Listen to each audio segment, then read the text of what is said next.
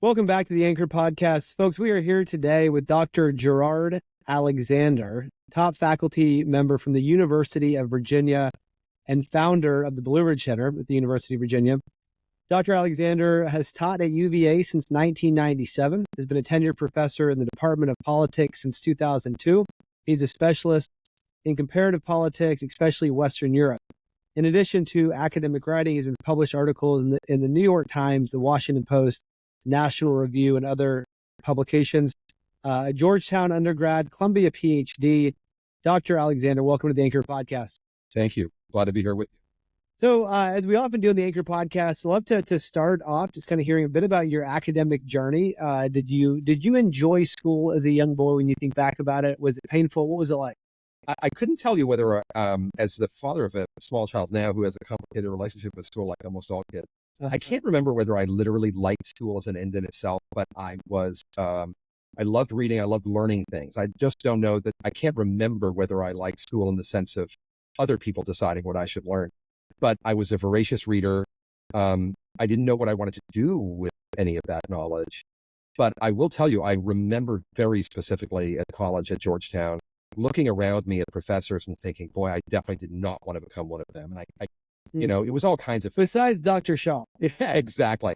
But I knew that was not what I wanted to do. And no one was more surprised than me when a year after graduating, it finally occurred to me that if I really wanted to research things in depth, if I really wanted to set my own intellectual agenda, if I really wanted to live in the world of ideas and research, that there were almost no careers that allowed me to do that. And it was academia or nothing. And then, so there was a pivot that even surprised me at the time. Okay.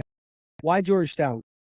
I'd always been interested in international affairs, and it was the one school I knew of, even though this isn't strictly true, but it was the one school I knew of where they had an entire undergraduate school devoted to that, the School of Foreign Service. So I didn't come in as a Catholic. I didn't come in because I had Washington, D.C. connections, although that was an attraction. But it was this School of Foreign Service and the international focus that interested me.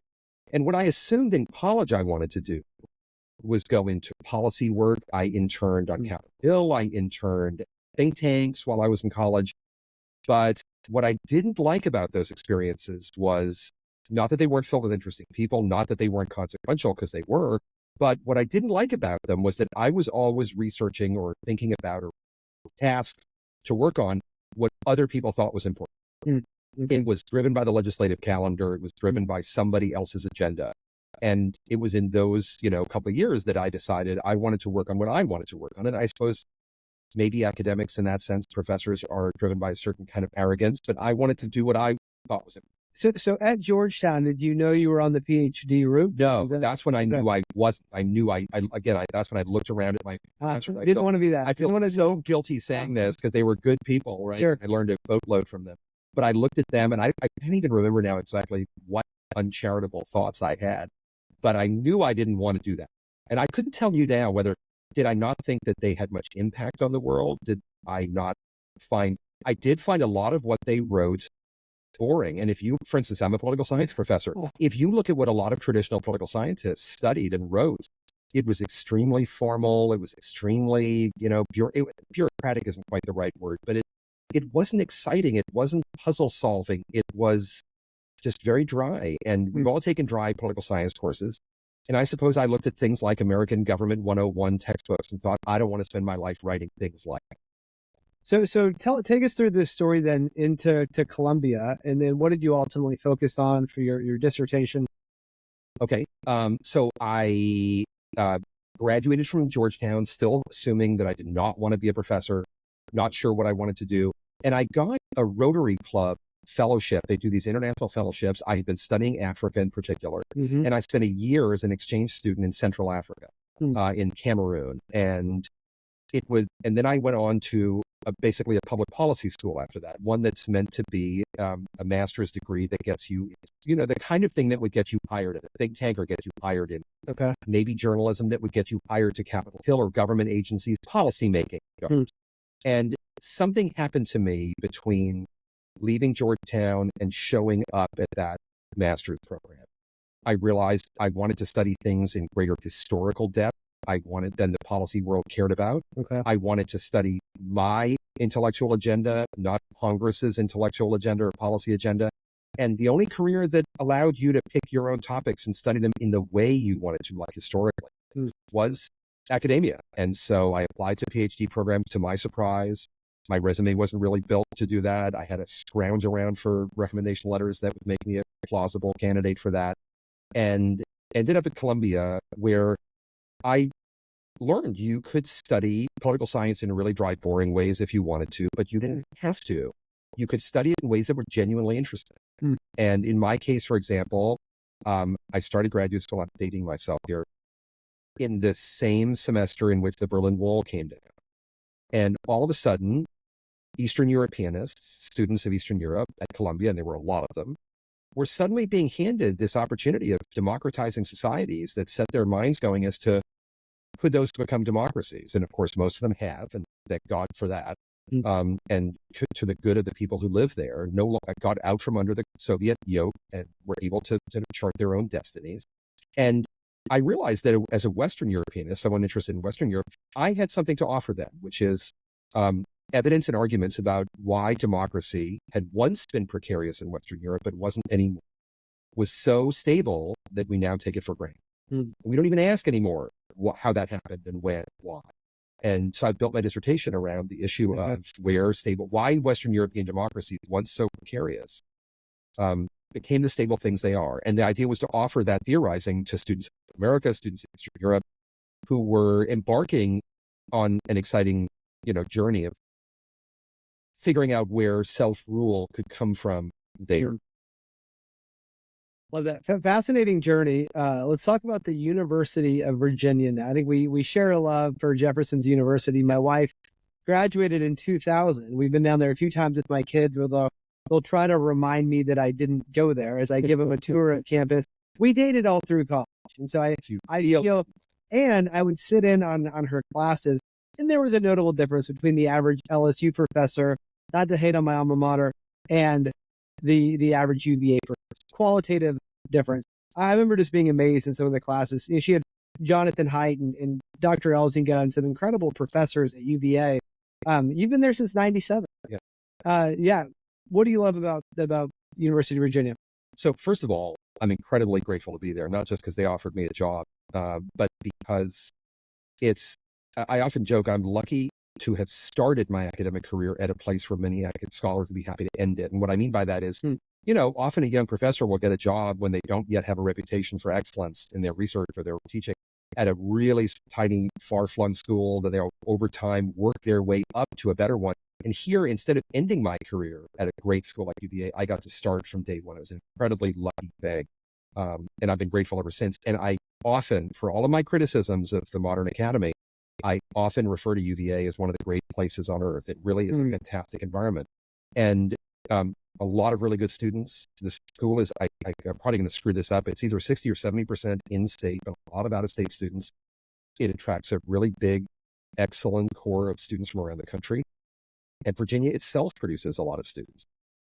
Like all student bodies, it's mixed in many, many ways, including in, how prepared they are for rigorous academic life, and maturity and, self choice making in their late teens and early 20s. But it is a place that takes education really seriously. It's one in which students, they do like to party and procrastinate and so on, but they also do most of them apply themselves diligently to their studies. Workloads are not what they were, many decades ago, but there's a lot of good faith effort brought to bear in all the buildings of that university every day. That said, there are some things that over time started to worry. Some of them are above my pay grade. They are a good middle, K through 12 schools have become an awful lot of the country. The intellectual climate nationally has become poisonous in many ways, and some of that affects academia in particular. A lot of intolerance. There's much more intolerance or censoriousness than there was when I first started, and that's very worrisome. But here's something. I realized also there were problems that I could do something. And I would say, let me describe it this way. Universities like UVA, a really great public university, state university, They are fantastic at doing certain kinds of things. They have great STEM programs. They have great language programs. They have, a lot of departments on campus, from the med school to the law school to many other units of the undergraduate university are excellent. There's no way that anybody is going to improve on how UVA teaches math and a lot of the natural sciences and so on. Right. But UVA, like many other great schools in America, has also had trouble providing some other things educationally. They have had trouble coming anywhere near offering students the intellectual breadth or diversity that our society contains. They have trouble, I think, engaging students to consider in good faith and in some depth the differing moral perspectives that populate our society. They have trouble making real to their students worlds that are beyond their immediate lived experience, whether those are ancient worlds or historical worlds, whether the worlds that are, far-flung geographically, even now. And those shortcomings are not, some shortcomings are just inevitable. Some may not matter that much. But when you fail to make available to a lot of students at a good school like that, the breadth or diversity of moral and intellectual viewpoints in our society, you are really ill positioning them for what comes after college. And that was something I could do something about. And so that's the last couple of years that I've been pouring myself into. In the last couple of years, that has been the Blue Ridge Center, which I'm very, very excited about this, and something anyone who is considering the University of Virginia should know about. So I want to pick your brain about that. Before we get there, though, I want to share with you just a quick conversation. Another professor, probably within a few years of you, I said, what's the difference? You've been in the university now for 20-something years. What's the difference in students now compared to when you arrived on campus? And she said, I think the main difference is you kind of feel a sense of walking on eggshells now. And that really stuck with me. I'm wondering if you would agree with that. You use something maybe poisonous in the air. Can you unpack that a little bit? Sure. Here, I think it really matters which school you're talking about. First of all, it's always hard to describe what's going on at an institution or in a community that you're not part of every day. So I'm going to be tempted in the next minute or two to say something about it. Where should I start picking up, right? If I was a professor at Berkeley or Oberlin or Green State, I bet you my answer would be somewhat different than a professor at UVA. But on my campus, there is definitely self-censorship. Students report in surveys, for example, done by the free speech organization FIRE, that they regularly censor what they will say, not only in class, but in conversations with their peers outside of class. When you think of sort of people late at night in a dorm, just sort of, brainstorming ideas and exchanging, thoughts about how the world works and what's right and wrong, there are a lot of environments in which UVA students, like students at other schools, report that they and other people they know are there are topics they avoid, there are viewpoints of their own that they will not share with others or express. And those are not random. There is a very predictable distribution of them. In surveys, the most politically progressive students express the lowest rates of self-censorship. And basically, the further rightward you go, but starting with moderate liberal students, they start to say in significant rates that they self-censor. And now, again, that's going to be, I think, much worse in certain environments than in others. We know that, for instance, some of that pervades the nonprofit space and the political, organizations in America, but it's going to hamper some much more than others. And I think in this case, it's going to affect campuses much more than others. Mine, I'm very grateful for this. University of Virginia is in a very purple state politically. That means its population and therefore the student body of the university are very politically diverse. The faculty and administration share some of that. The board of trustees reflects that fact. And I myself do not find myself self-censoring. I'm not saying I'm going to say stupid things. I hope I don't actually have stupid thoughts that I have to censor. But I don't find myself walking on eggshells. But I know students do. And sometimes they may when I say overstate that, I don't mean they're getting it, that they are exaggerating. I think it may be the case that they're erring on the side of being more careful than they have to be. But students tend to learn things like that the hard way. Let me give you an example.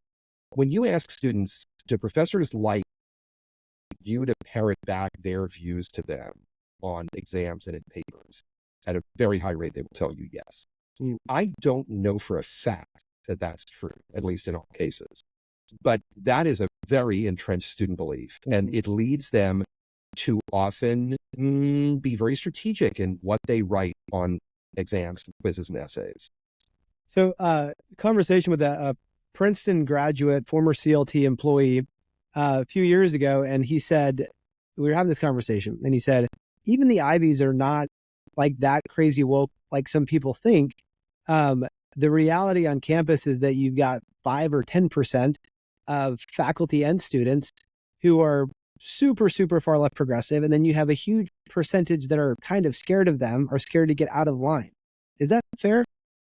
I think probably the percentages vary from school to school. Again, I bet you it's different. And I don't know why I keep picking on Oberlin today. Sorry, Oberlin and Oberlin alums. But my guess is that the ratio might be very different at an Oberlin and a UVA, or a Yale and a UVA.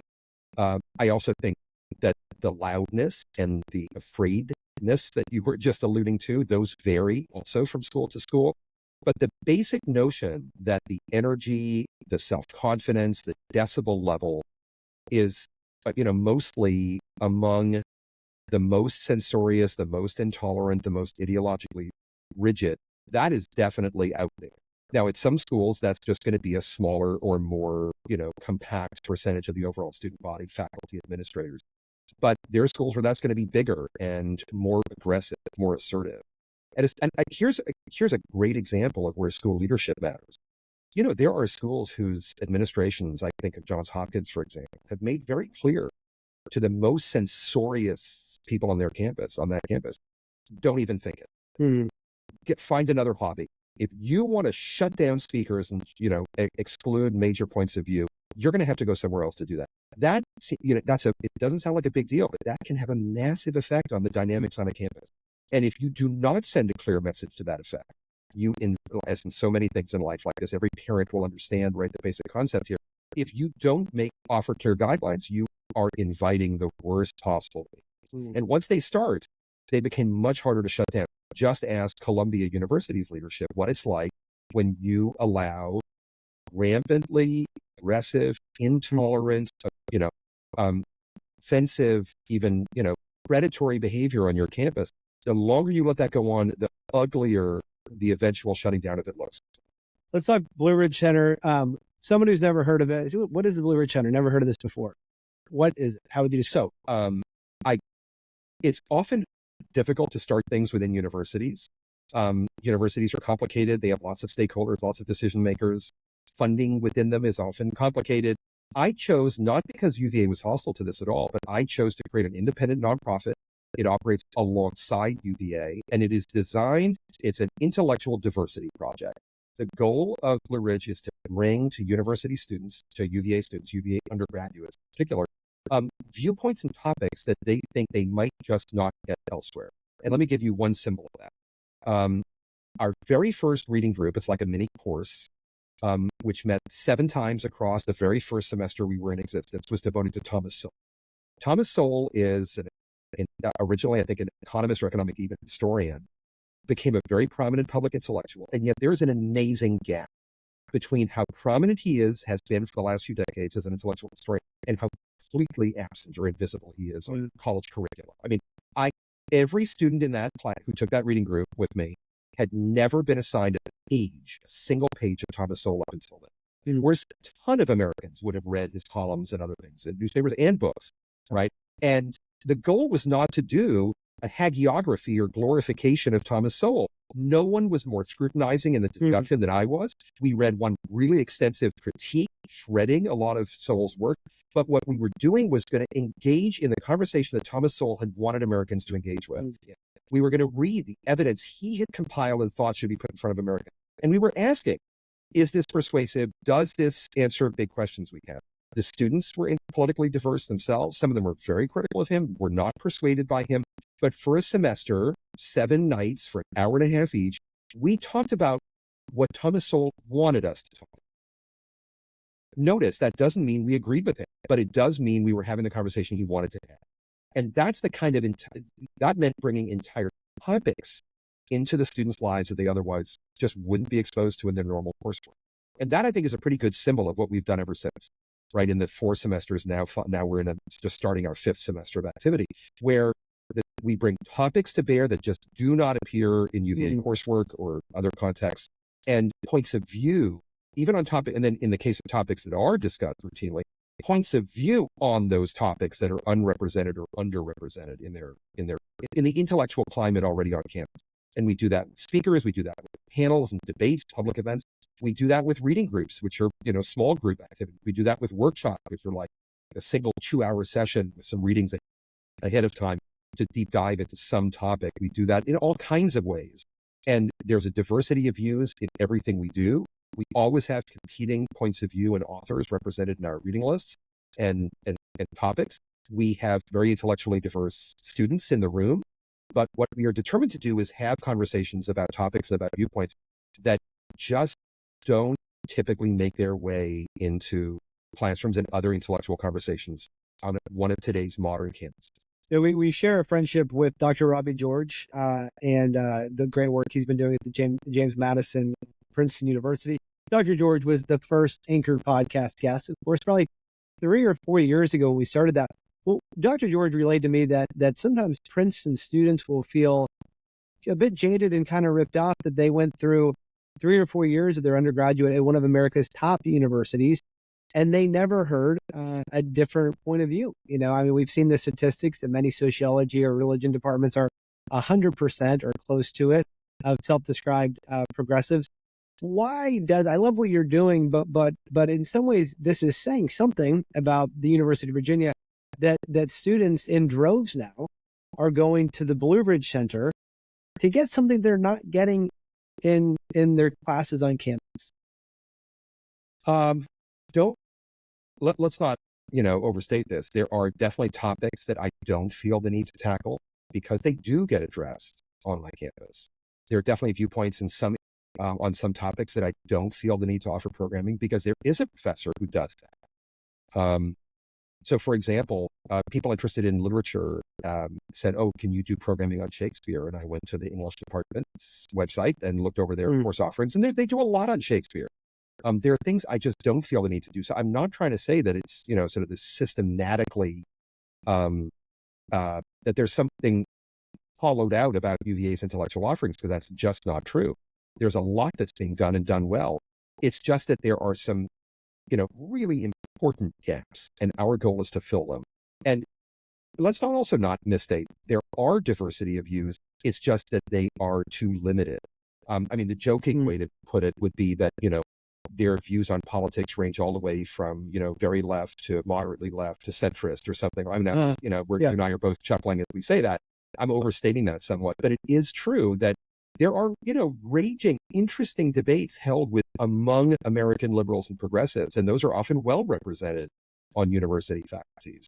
The problem is whether those viewpoints extend to, center-right and conservative viewpoints that are just not well represented on campus on most faculties. Let me give you a great example. I didn't come up immersed deeply in debates about religious faith in life, but I can't help but notice that one of the most underrepresented, presences on any modern university faculty are social conservatives, religiously conservative points of view. And there's something wrong with that when we are all having to speculate about what people like that would say or think. Why not, just have them there saying it and thinking it and participating in the conversation? There are just so many conversations on universities that would be improved by expanding the breadth of people in the room at the time. Now, you've done this in a really powerful way. Over lunch, you shared some of the speakers that you've already had just in your first 2 years. Who have been some of the highlights? We've had federal judges, and you've had students fascinated to hear. Let me back up a little. One thing, for all of the arrogance of youth, or whatever that phrase is about, young people thinking that they know everything, have all the answers. The fact is, an amazing number of young college students today are well aware of all the things they don't know.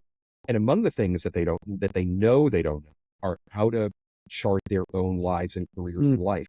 they love to talk to people 5, 10 years older than them and ask, how did you get where you got? Because they're in effect saying, I don't know how to do that, and I'd love to do something like that. Can you offer me advice? So they will come when you have someone like a successful federal judge come in. They do flock to that because they want to hear how they do that, what the job involves, what judging really means, what it would be like to be a lawyer in front of a judge like that, what different theories of the Constitution are and their consequences. There are a lot of things like that. So we've had some excellent federal judges, appellate and other judges. We've had, policymakers of various kinds. We've had very few elected officials for whatever reason. We just had in the spring the Attorney General of the state of Virginia speak, but mostly not elected officials. A lot of what we've had are actually scholars and writers. Jason Riley, the Wall Street Journal columnist, James Bennett, now at The Economist, but who was famously a longtime editor of the Atlantic magazine, and longtime journalist and then op-ed editor at the New York Times. Jane Poston, a columnist and writer for the New York Times. We've had, several dozen this academic year, the 2024-25 academic year.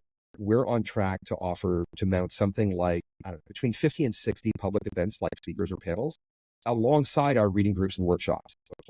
So it's a lot of activity, and in there are typically not going to be celebrity voices. I can't afford them, and they're often hard to book and so on, but there are fascinating people. Last night, we had Greg Lukianoff, who is the president of FIRE. He has got to be, from an organizational point of view, the premier advocate for and defender of free speech in America. And co-author of Coddling the American Mind. Co-author of The Coddling of the American Mind, one of the great books of the last decade or decade. Dr. Alexander, we always end the Anchor podcast talking about books. I'm wondering, just kind of given our conversation, given the great work the Blue Ridge Center is doing at the University of Virginia. And by the way, I think Thomas Jefferson would be a huge fan of the Blue Ridge Center. I mean, this is why the university. You'd have to land him as a guest for the. What is maybe one book that you feel like all college students should read? I'm not going to be good at that. The last, I get the importance of the question. My best advice would be to read biographies. I know it's a kind of lazy and obvious thing to say, but I'm very historically minded. I'm very empirical. I'm not as philosophical as some people are. I find biographies incredibly engaging, and they bring you a lot of history, but they also force you to think about what you can try to accomplish with your life. Okay, so you're not going to be Napoleon, but there are things to learn from great historic figures, whether it's business and military stuff and politics and statesmanship and lots of artists. I just started a very respected biography of Marc Chagall, the painter. There are things to learn about lives of excellence and lives that I think can inspire all of us, even if we're not going to paint some of the greatest paintings in history. We're here with Dr. Gerard Alexander, professor at the University of Virginia and founder of the Blue Ridge Center. Dr. Alexander, thanks so much for being with us today. Thank you.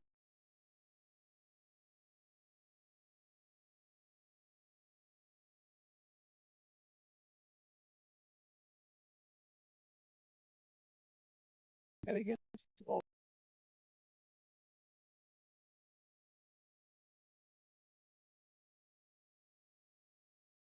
I have a couple of times I've closed it before that does. And it's all long. Yeah. Typically it doesn't take this long. I don't know why it's still doing it. But we should get it. But good job. You don't need any prep at all. The question is, how long before all the emails from Oberlin start? It's funny because it's a moving target for us, right? If you're going to hold up as an epitome of the worst, the most intolerant, but it's a moving target of which school of the month. My God. For a couple of years there, it was Evergreen or whatever the school was, right? Yeah. But it every 6 months we get offered a new school where it seems to be the worst of all. This is starting to concern me. This takes time.